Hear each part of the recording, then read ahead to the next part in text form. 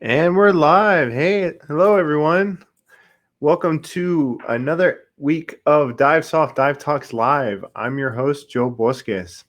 Hope everyone's doing well out there. Just like with every episode, make sure you like and share, and I would say subscribe, but make sure you like the Divesoft Facebook page. And so, great. I'm going to welcome everyone to another week. My guest this week is Edd Stockdale. With more than 5,000 dives and over 20 years of diving. He's an instructor, examiner, technical training advisor with RAID, a member of the Explorers Club, a diving scientist, and an advocate for sustainable ocean and diving practices. We're pleased to have him join us. Let's see if Matt will pipe him in. Hey, all right. Hey, Ed. Hey there, Joe. How's it going? Good, good. How you doing, bud? Yeah, pretty chilled. Pretty chilled over here. Yeah. You're out diving today. It's what is it, 7 o'clock over there in Sweden? Yeah, it's 7 o'clock. We just went out today, did a short little toodle on our local area, like our local reef. It's quite nice. Sort of cool. Cold water, green water. It's fun.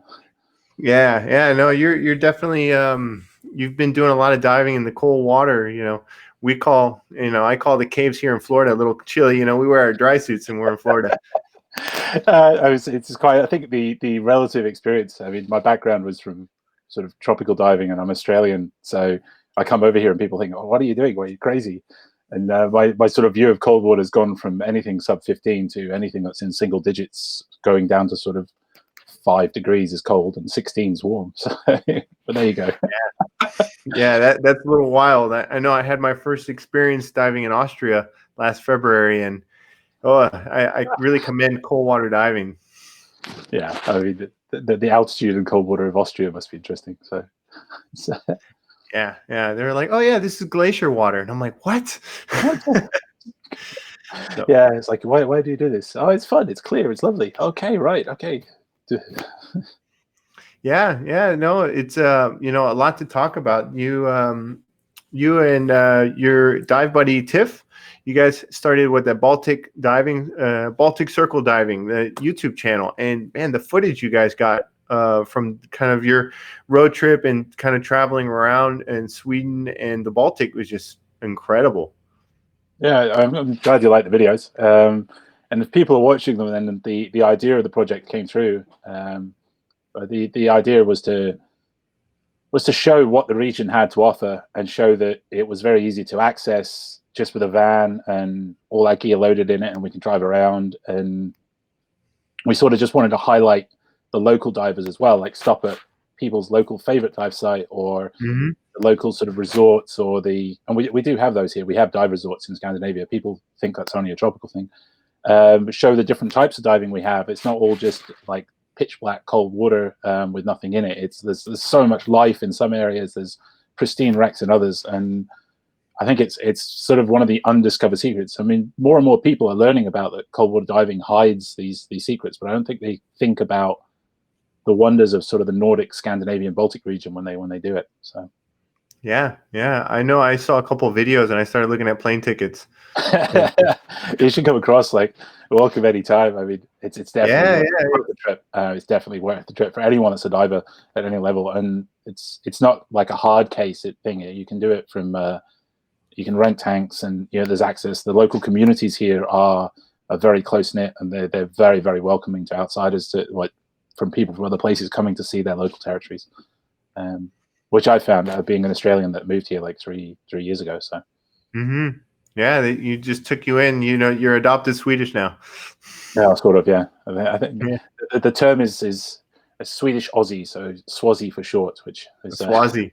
Which I'm not sure is applicable, but there you go. That's what I got told. That's a good one. Yeah. So yeah, I mean, talking about your background, let's back to the beginning. What got you started on the path of, you're ocean and marine scientist as well as a diver. What got you started on that?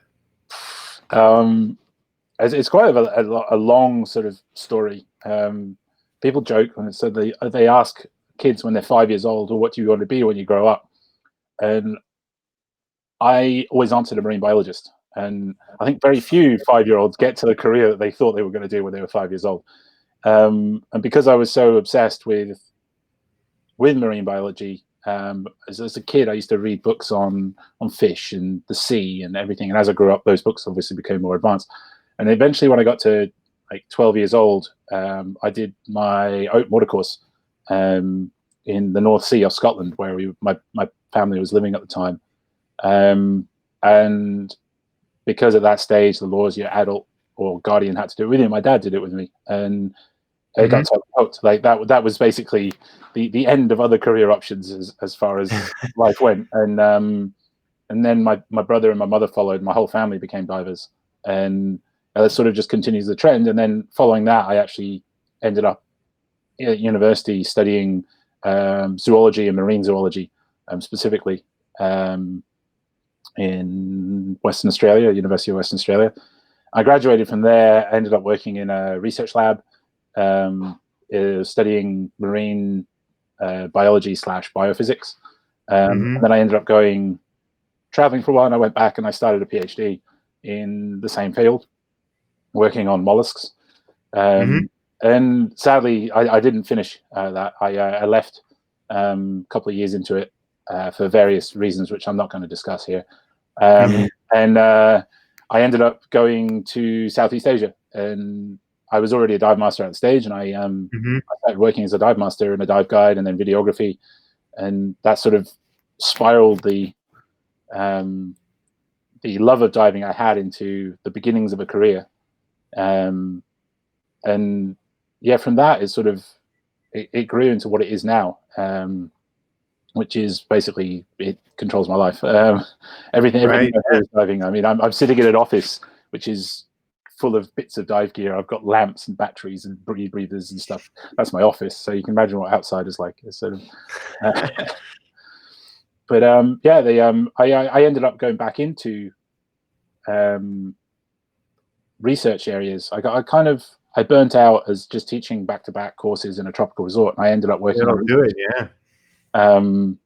I got a job offer to go to a research station in Indonesia, in the Wakatobi region, and I ended up working just as a sort of safety diver and became the DSO for the research station. And I worked 3 years or 3 seasons, field seasons, working as the dive safety officer there, and that sort of got me back into the scientific diving aspect and my marine research aspect as such, and loads and loads of projects from that followed. I ended up doing a big project with Oxford a few years ago. I ended up writing some training courses for the University of Essex for one of their field things, and then I ended up crossing more of my technical diving, which I'd been growing before I went back to the field station, into the research work I was doing.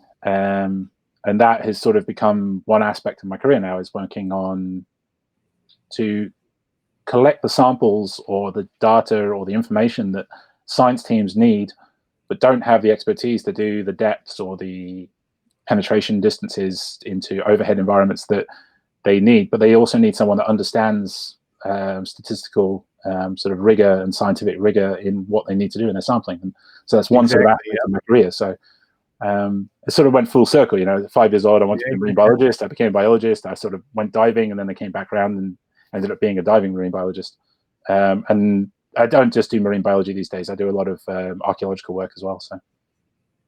Yeah, I mean, you know, it's a really fascinating story that you have, and you know, it makes me feel like I'm not crazy, because a lot of common themes of, like, you know, my background is marine science as well, and like I always try to tie diving into it, but you know, it's when you have a kid that wants to do, you know, they like the marine science and they see scuba diving, they're like, oh, here's the path, and they're just like, it's exciting, and it's addictive, especially because it can be a family sport, and you know, it's almost like a very holistic thing where it can be really part of your life, you know. Yeah, so it's definitely the two sort of go hand in hand, definitely. And I think that the opportunities that both sides offer, and the communication that happens between the two, should be better than it is. And what I mean by that is that there's things that divers see that Mm-hmm. they sort of just treat as normal, like behaviors or certain species, or they know about a wreck Yep. Yep. somewhere. And the communication of that is not given back to the science people that actually would find this fascinating, would want to study it, because they see it all the time. Yeah. And so I think it'd be a partnership of like the diving community science as such, and the actual professional sort of research aspect coming and helping each other would greatly benefit both parties, and also allow the younger generation to combine two together to have the opportunity to take them both further. Exactly. It's it's kind of that citizen scientist aspect, and another portion of that is that you have, like you said, the the scientists that would be very fascinated in things that divers are commonly seeing, and then you have another kind of piece of the triangle, are the policymakers for management of, say, sites and whatnot. And of course, there's no politics or in any of this, and like. Right. And it's no like voodoo diving, like, oh, you're diving decompression. No, that's crazy talk. We're not going to do that in science diving. And, there are some kind of hurdles that we, at least that I always saw in projects, that came from just misinformation. And kind of that disconnect in education, and that's where that niche came from. Like someone who's also a scientist, who's also a technical diver, they have the expertise to kind of show, like, hey, this is the way that we can do this safely, following all of our operational aspects of it. So yeah, definitely, I agree with that. That's the other side, I think, is to show that what we do is not a ridiculous dangerous adrenaline. adrenaline sport that is like, oh my god, if you're going to do that, you're going to die. And I've literally heard that quoted from people that didn't understand some of the projects that we're doing, like members of the same department in a university that we were off our tree for what we were doing, and they were trying to fight it because all they were worried about was their misconceptions of what we are doing. So. Exactly. And, that'll lead to making decisions where you'll be doing a working dive with an air cylinder, with a single 11-liter aluminum 80 air cylinder at 80 feet, and you got to get a project done, and you're pushing. But if you had doubles, and if you had planned a decompression dive, it would have been very relaxed, very calm, and you wouldn't have rushed or anything. So. Yeah. We actually wrote a paper. One of the projects that I was on, the Oxford one, we actually published a paper in, can't remember what journal it was now. It's been 5 years ago, so 4 years ago. But it was about the use of CCR and how the use of a rebreather could improve safety aspects for shallow water diving. It didn't have to be deep. It was sub 40 meters, sub 30 meters. But how we could, within a 3-hour dive on a rebreather, do the same amount of work based on our open circuit single tank regulations as a week, literally 7 days of work, 2 dives a day. Like those 7 days, we could do the whole lot in 3 hours on one dive. Yeah. Have a lower loading in our system, gradient factor wise, or like inert gas wise, than we would if we just done a single dive on the single tank to the 18 or 30 meters that it was. And I think that's an important thing that people need to sort of be aware of as such. So very much. And they'll do 4 dives, 5 dives a day, in really kind of pushing a project. And what was it, Dr. Sonia Rowley, I had her on a couple weeks ago, and she does her work on the mesophotic reefs, and she's doing an 8-hour dive, and her decompression stops are still work sites. So throughout the dive, she's still working and just moving different sites to shallower work sites. And she does probably a month's work of open circuit diving, in a single dive, because they're so long, and she's like doing different things, and she's just able to spread it out. And so it's unfortunate that there's kind of a misunderstanding or the perception of the adrenaline sports, and like rebreathers are only for deep cave dives, Yeah, I agree with you there. So it's I think changing the perception of both the diving aspect and the science work that needs to be done, that they're like, oh, let's send an ROV or do something. You can't get the same data sampling from it. And completely, yeah. So as an Australian, I know this as well. Like the US has the very, very fortunate system, which is the American Academy of Underwater Science. Yeah, And the AUS. The AUS that allows the development of this knowledge so much, much better than, for example, my home country, which is Australia, where you basically need a commercial ticket. You need a hard hat commercial ticket to go and You need to do have a chamber on board. and it just goes on and on and on. I mean, if you turn up to a university dive safety officer there, and not all of them, but there's some of them be like, oh, I want to take a rebreather and I want to go do this, and so the eyes will be like, hey, like, well, you want to do what? And it's like, not a chance. And you think, well, but I need to. I want to go and collect that sample. The machine that kills It only people. lives on 60 meters, and so I think there's and that view is definitely changing in Australia. But back when I was a research scientist, I mean, there's not a chance that I would ever been able to do some of the work that I do now in other countries. There's just wouldn't even got to putting it on the table with a proposal. They would see the title, and that would have been it, gone, right? So I think the perception is changing, and the knowledge of what's happening with it is changing, and I think that is partially down to. I think it's partially down to the younger generations really pushing the technology aspect. We've got more and more younger CCR divers coming through because they have access to the units now. We have more of them who are doing research and also being rebreather divers in their spare time. We have more and more citizen scientists that are helping out on projects because then they don't fall under the working loophole. And I think social media is a big benefit as well, because I mean, 10 years ago, if you're a research scientist that went and did big dives, you weren't there. Like, people didn't know who you are really, except within your industry. Exactly. You were the crazy one that turned up to the conference and was talking about sampling at 100 meters. And nowadays, everyone knows about it. They're seen as, I mean, for example, like you had Sonia on here, like, I can't remember how many weeks ago, but that's an example of a research scientist who is now becoming not a celebrity, but a well-known icon within the mainstream. Mainstream icon, and social media has a lot to do with that. So I think there's lots of aspects that are sort of bringing it all in together.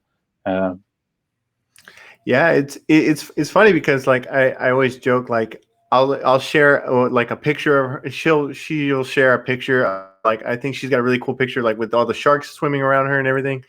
And, you know, that's what gets shared. And they're like, okay, who is this person? And I was like, oh, it's a data scientist. And like, people are kind of dig a little bit more and find out, but it all comes from like a picture. Right. And, and I used to teach like in underwater photography class. And I would tell the students, I was like, you're going to be shocked at how important good photos and good media content is going to be in the future for every company. And, you know, that's the catch when a lot of people, and that gets people to dig and find out more. And so that's the impact social media has. Yeah, definitely. I think it has a negative impact as well that follows through from that. Yeah. But double-edged sword on everything. Yeah. I mean, now it's all about the shot in some cases, and everything's sort of taken over to have that. And I don't think that the hard work goes into as much of it as sort of the opposite end of the spectrum to what we just discussed. Like, a scientist is doing a huge amount of hard, heavy work, and on Deco they get to see something amazing, and there's a photo of it, and that sort of sparks an interest there. But then on the other end, there's people that will skip through all their training really, really fast. They won't really dive the levels down just so they can show a picture of their dive computer saying a triple-digit number on it in the metric system. And so that's sort of the two engines of the like you said, it's a double-edged sword of social media, I think. Well, you know, it's a new thing that we've never had before. So we're able to see the benefits really quickly, but we're not really able to see the negative impacts very, you know, at least as quickly. And like you say, that people are focusing, oh, I want to post a picture of me at 100 meters, triple digits. You know, I want to show pictures of my dive profile using these crazy dives. And, oh, I've had a rebreather for a year and I'm already doing, you know, pushing some heavy dives. And yeah, there's that big double-edged sword. And I feel like, you know, we're starting to recognize it, and we're really starting to kind of put the brakes on that end of it, I think. And so, but social media is connecting people. Like, big shout out to that group, YDI, Young Divers International. Yeah, Really excited definitely. to see what they're doing.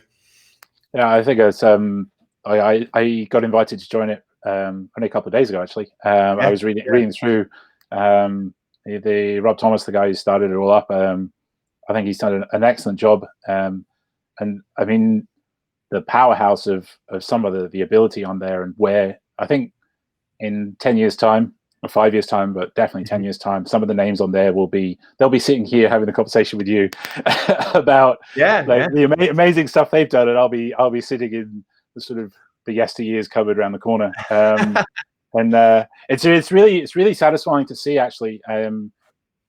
A good friend of mine, Beatrice, who's also a professional diver, that was talking to you a couple of weeks ago. She and I were diving together earlier, like this year, before all the COVID stuff started, and we were actually sat having a beer talking about the next generation, because for the last 10 years we have been that youngest generation, really, in the sort of the next level of explorers, marine scientists, and everything. And all the icons that we looked up to have sort of moved up to the next level, and then we've moved up to where they were when we were down at that level. And they're sort of like my mentors and the people that have helped me along the way and everything. And we were like, but we have no one underneath us now. Like, we don't have the next generation to mentor up as much. Like it, and we were talking about, like, what is the reason for all this? And is it because there's so many other aspects of, or like, sports, or so many other escapisms that people can choose to go down these days, and that are easy to get to in different pastimes? Or is it because diving, to get to that sort of level and do it safely and successfully in the long term, takes a lot of personal investment, both time and money? I mean, we all know money, but definitely time as well. And I think something like this will now show that there are people out there, and they've got now a network to talk to the sort of the generation of divers above them. And as much as I must say, when I looked at it first, it was like anyone under 30, because older than 30 is like old. And I was like, oh no. You know, I've been used to for the last 10 years going to dive conferences and being one of the youngest, like, speakers there. And I'm not young by any stretch, and I definitely am not now, because they've told me I'm not. And I'd like it to be, I mean that in a joking way, I'd like it to be that would give those younger divers, the 21-year-olds, the 16-year-olds on there. I mean, some of them, I'm like, I know a couple of them here and there that I'm like, oh, I've met you before, and wow, you're actually going more places, and they're sitting there waiting till they turn 18 so they can go to the next step. And I'm looking forward to the day when they move up and they start looking for the next level, and they want to do high-end CCR training, or they want to become technical instructors, or they want to join research expeditions and become a support divers, or they want to become a DSO and things like that. And I'm looking forward to seeing where that generation is going to present at the big conferences and sit there, instead of having like the same sort of faces cycling again and again and again and again. This new generation coming up, and I wish it all the best. And I think that anyone that's serious about the future of diving, and high-end diving especially, should really be on that site, the Facebook group, and link into it. Even if you're not of that age group, if you're there, that can just sort of help this younger generation cycle through. And I think the manufacturers and the training agencies should be on it as a shot as well, because that's their next market, that's their next generation. And if that generation doesn't make it, the generation after them definitely won't make it. And we will fizzle out. And that's kind of like my biggest worry, I think, in diving, is that we are now, especially in an era where, like, shops are suffering massively and small businesses are suffering massively with COVID, that we are on the brink of, like, losing a lot of our industry market. I mean, it's sort of a lot of the new generation that come through from, like myself, we were resort instructors in the tropics, or we were sort of full-time dive masters and things like that. And a lot of them do that, and then they move on, they go back to real life. But all our sort of high-end people that are in their 30s now did that period of their life for a while, And at the moment, they haven't got any work, so they're all going to have to go home at some stage, pretty much. And without this sort of inspiration, I think that we're not going to see a huge, like a small. We're just going to see a shrinking in the size of the generations within our exploration diver, like our high end. It'll get exponentially smaller. Yeah, it's going to start shrinking. So, and I mean, I try every way I can to assist these.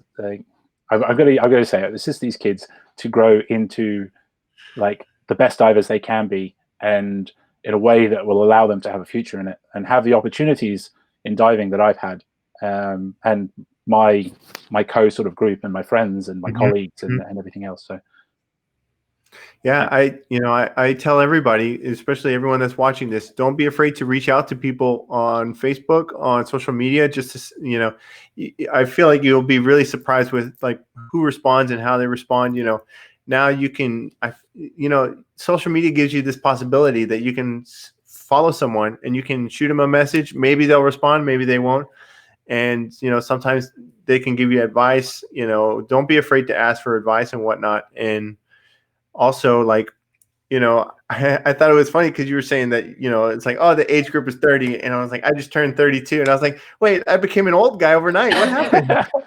Yes, that's kind of how I felt about it when I looked at it. I was like, no, I'm older than you are, but I'm not that much older. And right. I was like, oh, I'm officially like classed out now. And then, I was, some of the comments and some of the people that have joined on there, I think have been brilliant. And I think what you just said there about asking for advice, because I mean, don't be scared to ask. And this is to all, if there is anyone actually watching us, if there's any of the younger sort of population of divers that wants to ask questions, and I'm not just saying to me, the worst, I got told this by very, very high standing member of the community. And he basically said, like, just ask, because the worst thing that the person can say is no. Like, can you give me advice on this? No.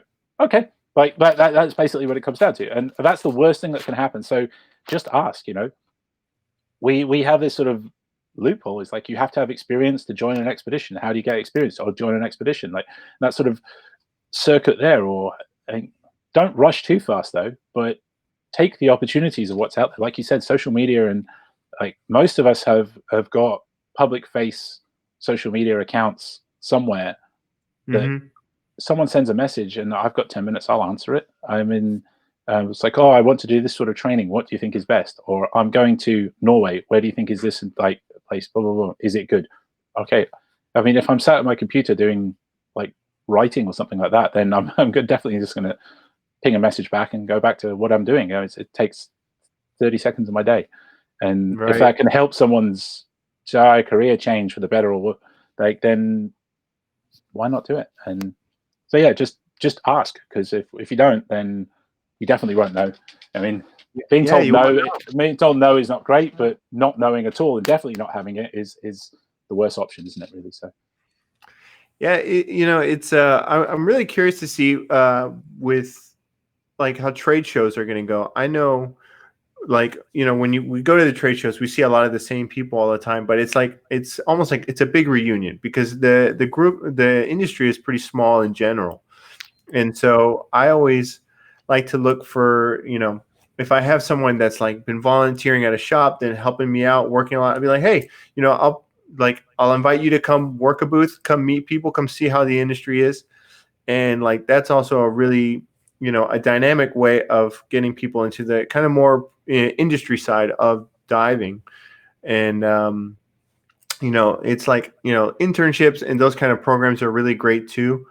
And so I'm really curious to see how things, like, are they going to go back to normal, how they're going to go after all of this, or if we're just going to have to change the way that we do these trade shows and how we connect between manufacturers and retailers. And, I think that these live streams are kind of an experiment of that. Yeah, I think this is, the first sort of live stream I've been part of all of them that have sort of started up. And as you say, the trade shows and conferences and everything have lost. I think they are still going to happen eventually, and I don't know how long it's going to be. I mean, DEMA has been cancelled this year. All the conferences have been cancelled this year. Like an event I was running the end of next month in Sweden, which is a lot smaller, but that's been cancelled. And it's really unfortunate, and I think we will suffer from it. But the industry's obviously found a need to continue the content of that, because we've had, or I think at the start, when these were all starting up with the chats and the discussion groups and the live stream debates, they were going out of control. I mean, you basically you could spend the entire day just watching different people talking about fascinating things from all over the world. And it got to a point of just brain overload. Well, personally for me it did, and I was like, I'm going to time out. And to me, I think one of the big things I missed out is that social aspect that you were saying. We are, as like in the industry, we don't often get to see each other because we're from all over the world. We're always all traveling. Even if you're in the same region that one of your friends lives in, half the time they're not there anyway. Yeah. And I think conferences and trade shows are a hub for that. And I think they will come back. And I think they are, like you say, they're definitely something that the next, like the younger divers with less experience of where to go and what to do. I remember going to my first sort of OzTech, which was 2015. I got invited to speak at OzTech. That was my first presentation at an international conference, and or conference in general, like a non-scientific conference. And I sort of was sat there going, well, I'm on the same list as like all these people. I'm like, holy crap. And I sort of walked around the conference like, and this is only like five years ago. And back then I was like, all right, I'm really intimidated. And then the same year I went to Asia, the Asian Dive Expo, ADEX, which is one of the biggest, most diverse dive shows that you can go to. And I presented, no, I didn't present that year actually. I just attended the dive conference, the tech conference there. And it was absolutely brilliant. Like the entire, there was super famous people there that I'd only ever sort of read about. They were like the founders of our sport, as it were. Yeah. And they were all just like, oh, we're going to the pub. Do you want to come and have a beer? I was like, well, I'm Australian. Beer, yes, okay, I'll come with you. And there's just sort of the inclusion from it. And from those people that I met there and like sort of socialized with, the stepping stones and the contacts that you made, you learned how the industry sort of work, and they sort of take you under your wing a bit. And now when we go to these trade shows, it's exactly the same. And I see people there that I've trained, or that I know that friends have trained, that are sort of got huge potential. And you sort of, oh, come and meet these people. Oh, like this is one of these very, very famous like divers that you've read about in magazines and takes loads of amazing photos and blah blah blah. And you meet them, and they're and generally in our game, they're nice, very, very down to earth people who are quite happy to talk about what they do and where they come from, and everything. And I think that is something that will not die out, because if it does, I think we lose everything. So hopefully we can get over all this period, and like next year we can start going back to building up to the trade shows and the conferences and the events, the tech camp in the UK event, or I've got a similar one that here in Sweden called Skills Camp or Tech Zone or whatever they're called, like these tech events or skills events or diving events with workshops and things like that. I think they're a great opportunity as well. So those are really great to have. And I know I think we've done like kind of mission tech, mission rec with TDI. I remember reading about those when they were there. So they sort of flying through the social media streams again, and but it's sort of was, so like kind of shifting topics. You've been teaching and you write a lot. You've written a lot of training manuals. It's so what's kind of the process of writing a new training manual for kind of with a relatively young agency and whatnot. The first step is you've got to be able to write, which I had. And I think you have to have an understanding of where, I don't know. I mean, the way I structure the manuals is I look at the course that we want to teach.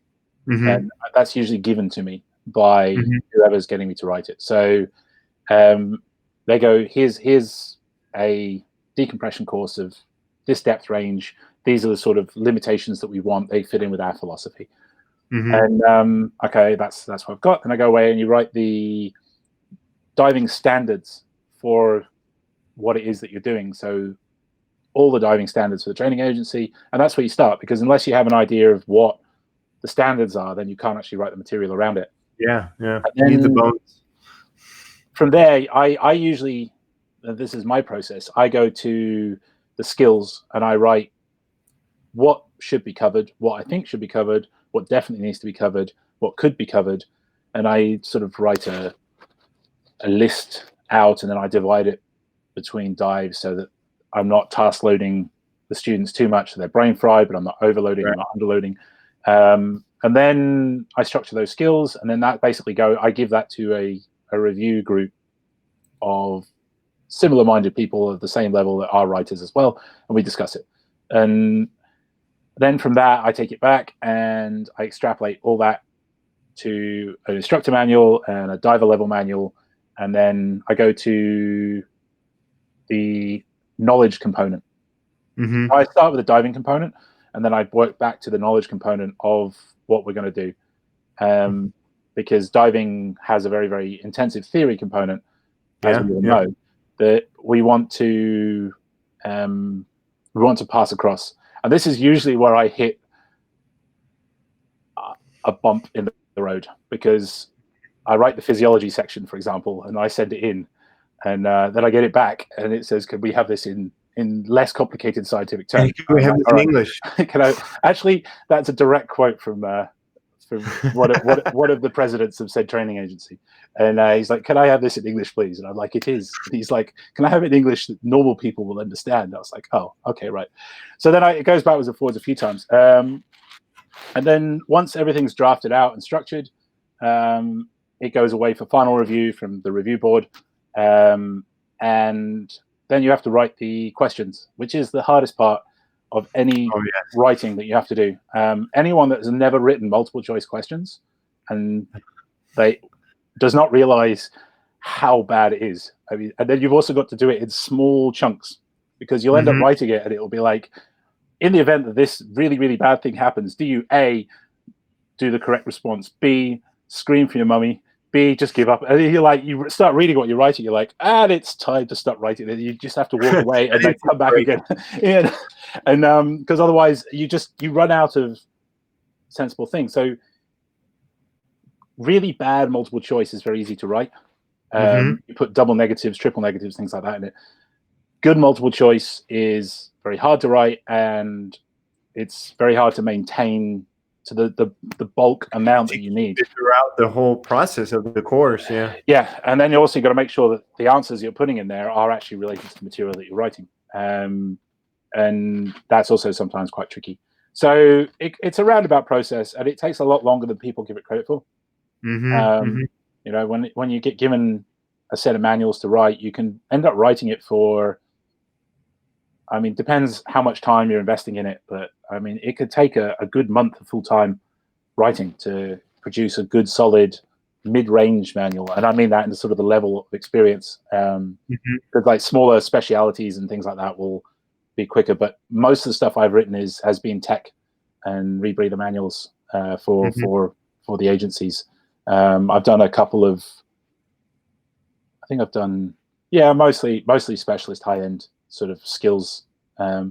And then one of the big things that because I've traveled so much and I've dived in so many areas, I do a lot of globalization stuff. So you have a perspective, from different places, different regions, which we have to have. And we take something and I sort of read through it, and that's part of my job in technical training advisory sort of capacity with RAID, for example, is I'll get sent to someone else's manual, and then I'll read through it and I'll be like, well, this part here we can't actually enforce because in certain areas that's against local legislation. Yeah. And they go, oh, we didn't know about that. And so then they have to take it back and reword it a little bit. And they send it, someone else will be like, oh, you can't do that here. Or they'll send it to me. And I'm like, there's no possible way that you can do that in dry gloves. And they, oh, okay, right, and send it away again. So the combination of it all is, it's not just one person writing. There's one person that's sort of the core writer, but the editorial team around them as well is quite, and we edit for each other within the manuals. And sometimes we're on a roll, and sometimes it's sort of like anyone that's writing, really. You get these moments of like flow, and you sort of write, and then you just get moments where you just hit brick walls all the time.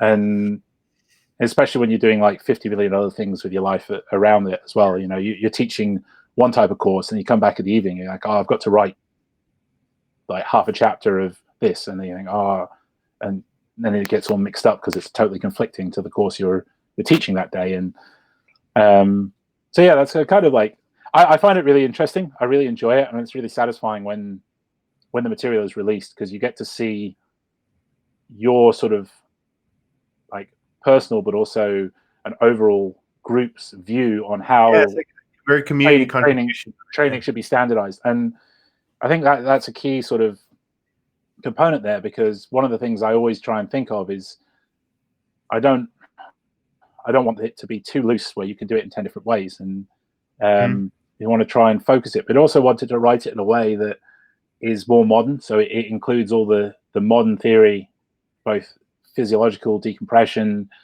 skills, equipment, that it's the most up-to-date as possible, but then also that it can be changed as we update that knowledge.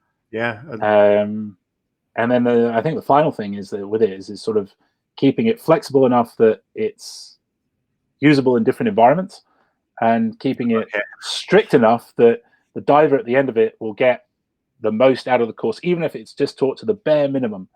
Like, someone basically route teaches it off the page, then that's sort of the bare minimum that's going to be, and as such you want it to be of a standard. And those are sort of my ideas behind when I go into anything I write. And I think that's what it should be. You don't just stick a bunch of skills on a page and send it in. It doesn't work like that. So yeah, you know, that's a really great, I really like that perspective, because it's, you know it's a very complicated process, and it's also so many different perspectives need to chime in, and it's very kind of community driven in that. And a lot of people they don't really know like what goes into a training material. They're just like, oh, they're just catering to the lowest, the lowest denominator in this and blah, blah, blah. And it's like, man, there's so many factors that have to go in. This has to be able to apply like in Scandinavia as well as like in Florida, and, there's just so many differences that go into it, so. Yeah. Yeah. And then the follow-on part of it as well is that people don't understand that everything has to be laid out, and artwork has to go in, and that takes time as well. It takes a huge amount of time, actually. I mean, if you don't think it does, go and try and lay out a manual yourself, and you realize that there's an entire graphics department that are working on these post you finishing it. And and it has to be proofread by multiple people, so we minimize to remove all the spelling errors and grammatical errors. Yep. And it's a huge process. But then most quality writing processes are, I think. So, but no, I enjoy doing it. And I have produced quite a few manuals that are still being taught actively today, and are being updated as well by the team that I work with, which I've had a great honor to work with, actually, a lot of them. So, and I'm looking forward to seeing where the future courses go, because there's always stuff in production. I've always got stuff that's in the background that I'm like, oh, I'll spend 20 minutes just doing this as well. Like, even though I have no official projects going, I'm creating ideas in the background for stuff. So like on that note, what is, technical dive training in 2020? What's it look like, and where is it going? Where, kind of your perspective on that? Yeah. I'm probably going to sound like a horrible person in this section. No, I mean, no, I think technical training is going in two different directions at the moment. It's going rapidly downhill, or it's going rapidly uphill in quality. And I think that relates back to our sort of previous discussions of Fast and Furious. And I see it more and more of people that are not doing the quality training that they should be doing. And if they are doing it, they're not staying at that level, they're rushing through it. And I think people are seeing goals that are further ahead than they should be, closer than they should be. Sorry, they've further ahead goals and they're rushing towards them. But at the same time, for that picture for Instagram, right? Yes, exactly. Yeah, for that social media like post, or the sort of need to get recognition for what they're doing. And I think but I also think that the availability of high quality training out there now is becoming more and more standard, because again, the flip side of the double-edged sword again is through social media, you can actually find really, really good instructors. But unfortunately, there are too many people now who are forum divers. Like, they're getting forum training. They go out there and like, oh, how do I do this? And then they get 50 million answers and they choose whichever one they think. They go and watch 3 YouTube videos and then off they go.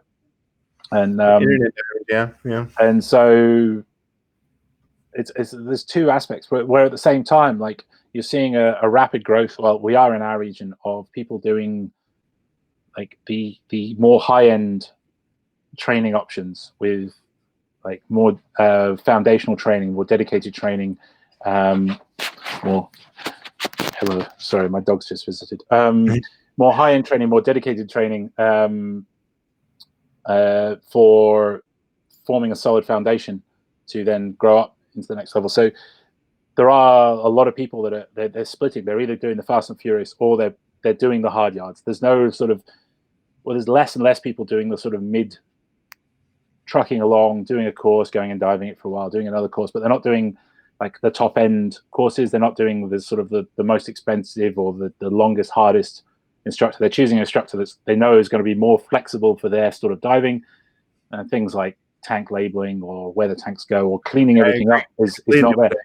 That used to be the sort of mainstream direction, and then a few people sort of chose the high end and a few people sort of dropped off the side. But it seems to be a split to both sides of those now, and that includes everything all the way up to rebreathers. Some of the stuff you see on rebreathers these days, I think I'm sort of like confused as to how they could even be taught that, or like why they weren't taught the components thereof. And then the other end of the spectrum, there's people that are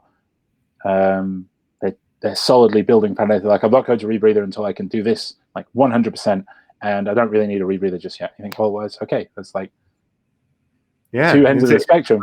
And I mean, more and more people are diving breathers, and I don't know whether as such because of the ease of finding the information these days, but the fatalities on units is quite common. And the sort of the aspect of that is that fatality is not the only one that there's a big issue. There's lots of people having issues on breathers and they don't know how to deal with them. And the long run is it's actually negative to our whole industry. Because if you fast track a student, you're a professional instructor and you want to gain students, and you fast track a student to rebreather straight away, and they don't do like a solid foundational open circuit course with stage handling and everything else like that, you've given the student the wrong course, because they're on a unit, they don't have the base skills, and therefore they don't have the training they need to be there. So you've done the student like a misservice, but you've also done yourself a misservice, because you've lost out on another program, and you want to get them to the unit because you want to rush them through, because you want to sell the unit and you want to get the course money for the unit. Well, if you do a really good solid foundational course, there's a good chance that student will come back and do the unit with you anyway. And they'll be a lot happier, they'll be a lot safer, and you'll have an easier CCR course to teach, because the student won't be learning how to handle the stage, as well as the buoyancy of a rebreather, as well as the sort of fear of being at depth and learning deco all at the same time. And that sort of is a misservice to both like the student and nobody wins. And nobody wins. And the sort of, and then you increase the risk factor of that student hurting themselves or the graduated student thereafter hurt themselves, and they haven't had a complete course probably because they've been, even if they've been taught the skill, it's gone like because Right. they've been so stressed about everything else to do with it, and they're Yeah, they not don't have going the to time learn. to focus on. Yeah. And that to me just sort of, I sort of sit there and scratch my head looking at it. But then the student does the same. They go, "Oh, I'm going to do that," and they go and they choose the Fast and the Furious route. Why? Because I want a rebreather. Why do you want a rebreather? Because I want to go deep. And it's like, well, Yeah. why do you want to go deep? Like, because if you put a twin set on a stage or like some side mounts on the stage, you can go down to 40 meters. Oh, but then I've got to spend money on helium. Well, like you're going to have to spend a lot more money on buying a rebreather. So why don't you get the solid foundation first and then get the rebreather that fits that foundation? And then you'll be so happy on your rebreather that you'll then next level your rebreather. And you'll find that when you actually get down to that deeper depth that you want to go, or that place in the cave that you want to be, or that place in that mine that you want to be, you'll be a much, much happier diver and you'll get more enjoyment out of it. I mean, my sort of company so like myself and Tiff's company, that our whole point is that like you train hard so that you dive easy, so you have fun. Because 95% of us, not those of us who work in projects or work for research diving or anything like that, we're doing this for fun. We're doing this for our own enjoyment. So why don't you go and enjoy it at the level that you're at, and then build the experience, and then go to move to the next so you can move up well. Like you can, if you have a negative experience, like if you're forcing it at one level, and then like if you keep going on, you have a weak foundation, and that bad experience is going to make other things so much harder for you. Anyone that's ever trained with me, I always joke around that there's a saying, there's no such thing as a fun dive. And that's because I had a student one time who was a biology major, and we were in a scientific diving course, and she hated diving. And I was like, "Why are you doing this?" And I was like, "You're supposed to be having fun." And she said, "There's no such thing as a fun dive." And I was like, "What are you talking about? Like, you're not going to be safe. You're not going to be able to, like, there's biologists who've never been in the water before. It's okay." But like they force it. And so like diving is something that you can't force. No. And if you do, you're going to end up in a situation where it's going to I don't know, you're going to end up hurt because your panic or your fear factor or your lack of experience. A good friend of mine who was like, has been very, very influential in my technical career and also my CCR training. He's put out this quote. He went on a rant about this, and he said that basically diving is you're going into a hostile environment, because it is, you're going underwater, which is hostile. Like you can't breathe water. And the only things that are keeping you alive is the equipment on your back and your skills to use it. Right. Or on your side, the equipment you're using or the skills to use it. It's just not to offend the side mount community out there. And the so why are people not looking after equipment or not buying the correct equipment and then not doing training to learn the skills to use it? Because without those two, then like it's not going to work out.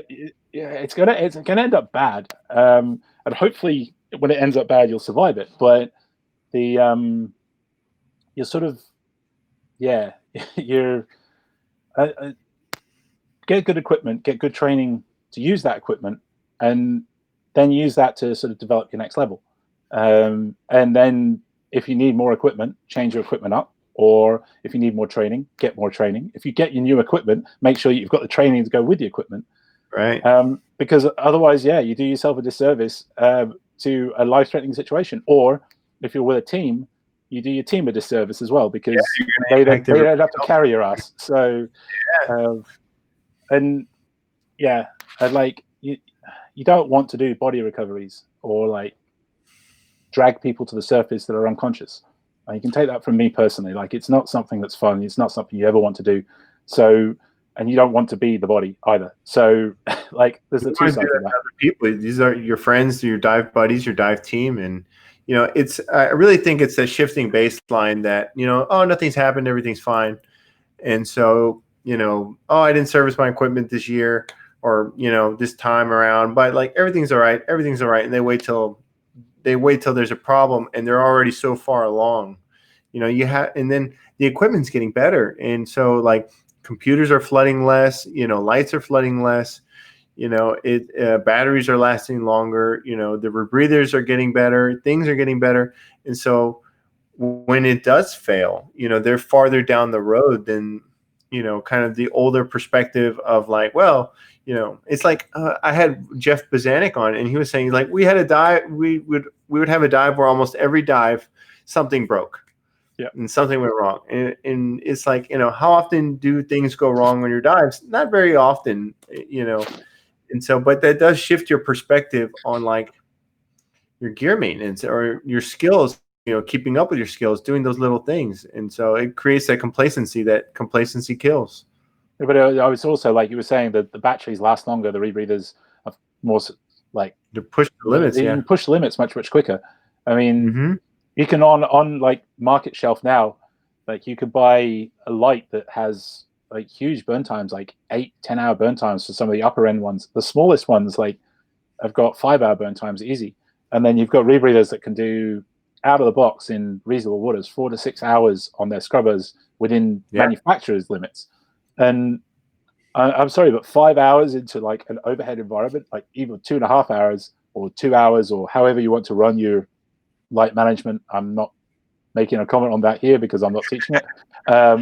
But you can end up in a very, very bad place very, very rapidly and at depth and at time, and then you don't have the skills to get home from it. And because it's happened. I've dived with people that have said, I was like, well, when's the last time you actually like trained the bailout, or when was the last time you bailed out on your breather?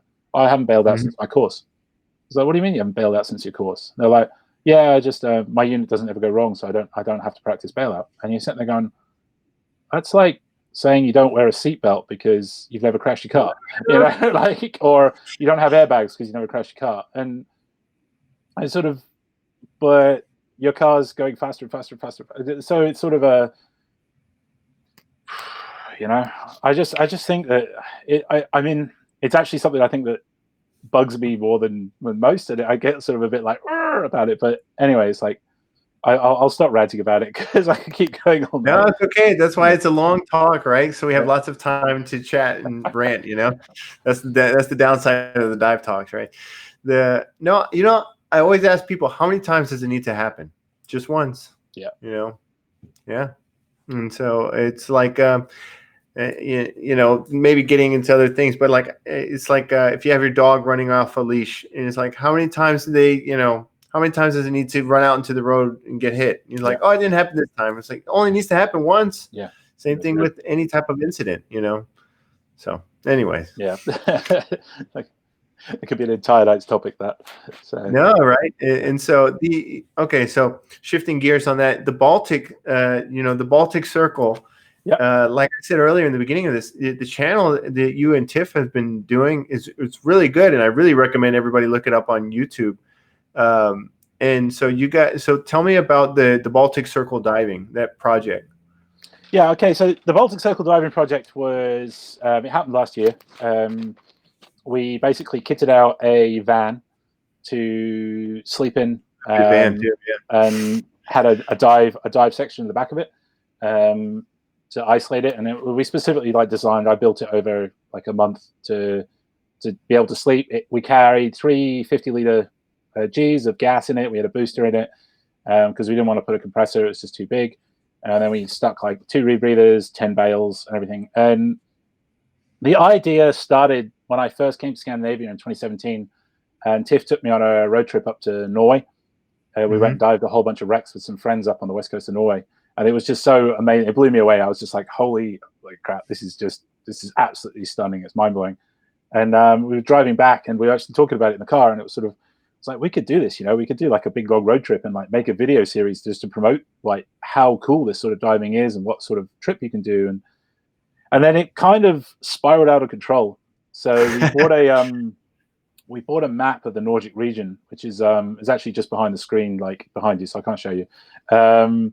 And we started putting X's and dots on it of like all the places we wanted to go to and the regional places we heard of. And then we asked people, and they were like, oh, I'll go to this spot and that spot.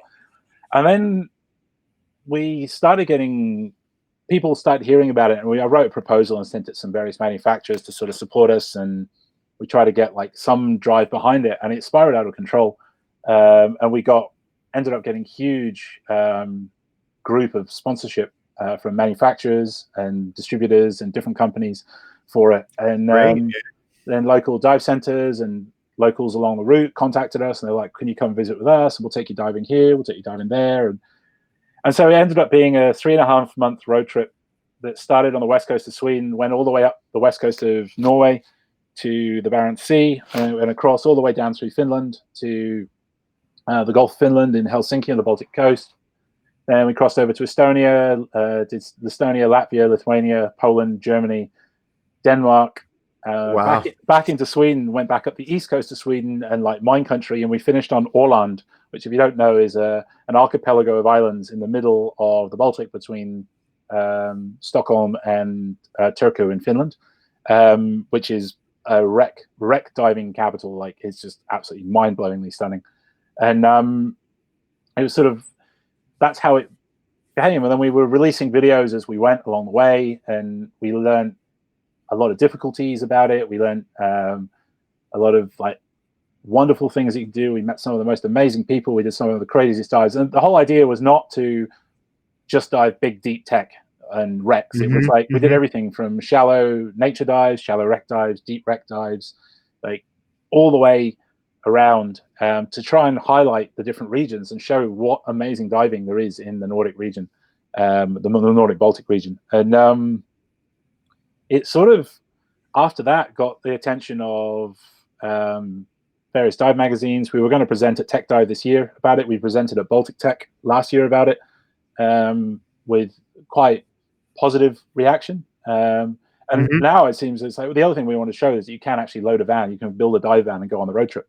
And this year, ironically, there's actually a couple of other groups who are now starting road trips, doing documentaries and filming and things like that. So we obviously did something right. And they the whole sort of thing was, it was totally not for profit. It was purely to try and have an adventure and share the wonders of the diving in our region with the general community, and then sort of highlight the places you can go. And it's not finished. Like, after the results of finishing it, we changed the Baltic Circle diving tour to the actual channel itself, and we called that the long way to Åland. Because from our house, if you drive 7 hours across the country and catch a ferry, you're in Åland. But we did a 3.5 month trip around to get there instead. So we sort of circled the whole thing, which is where the name comes from. And so we have follow-up plans. We were going to do one this year, but we're now changing the theme of our YouTube channel more to destination specific. So they're going to be longer videos about more key destinations. And we're actually filming a lot at the moment. I'm doing more filming this weekend for one of the episodes, or one of the little like 3-part episodes. Tiff's doing some filming today. We actually went to do some filming for that. Tomorrow we'll do some, and she's doing some next week as well. So we're always trying to gather more, and then it's just finding time at the moment to edit and everything else. So the whole idea of it was to sort of highlight the region and show that you can have amazing adventures in diving, and show that there are amazing communities out there to go and visit, and try and get more people to consider that they could stay. The other thing as well is like local divers, that what's in their backyard, instead of going to Thailand or the Red Sea or something, like just go around here. Because Cancun, the Caribbean, here.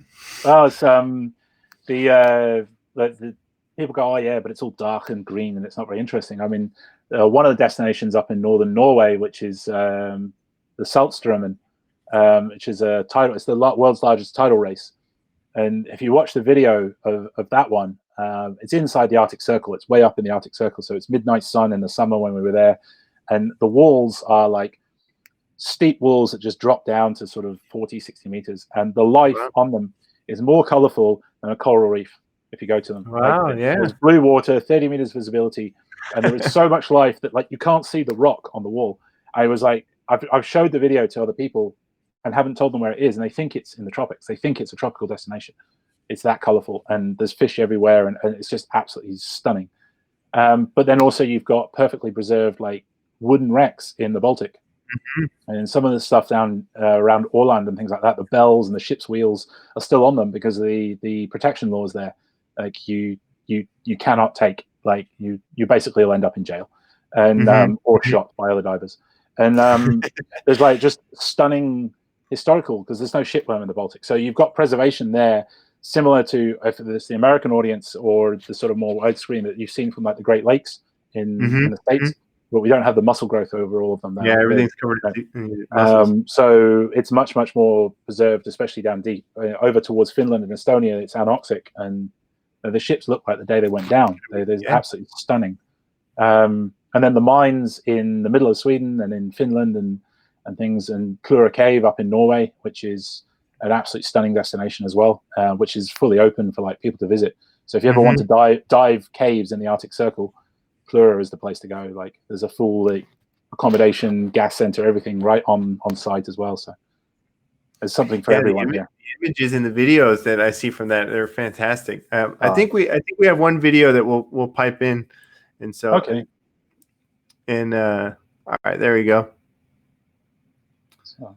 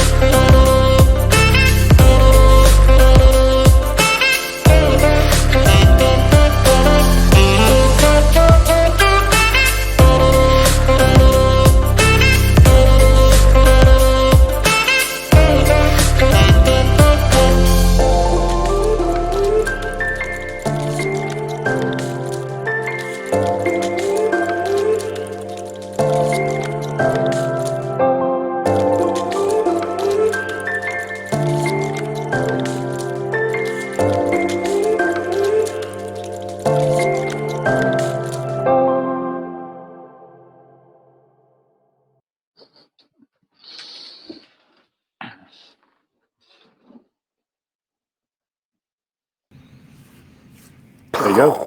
That was awesome. Right. I was like, man, with that music, I just wanted to dance.